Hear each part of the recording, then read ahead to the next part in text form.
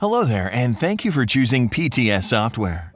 In this video, PTS and its user interface will be explained to you. Right now, we're on the dashboard, the first area you'll have access to after logging in. At the top, you can see the main menu that will allow you to access the PTS sections. In the same menu, you'll find the Quick Menu icon, which will allow you to access modules such as the calendar, the resources, the material stock, and more. The search field will allow you to search for a name in the database, in quotes, or work documents. Finally, you'll notice an envelope icon. With a click, you can update the mailbox dedicated to PTS.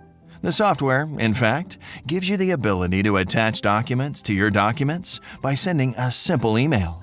Automatic updates happen every 30 minutes, but if you're in a hurry to check the documents, you'll only have to click on the envelope to immediately enter your mailbox.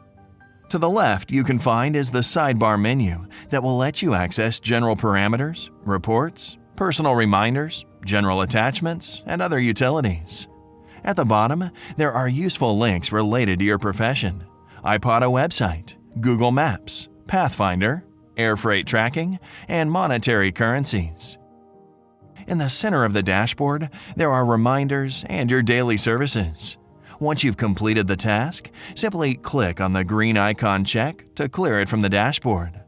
Great! You've made acquaintance with PTS. In the next video, you'll discover the various sections of the software. Good job!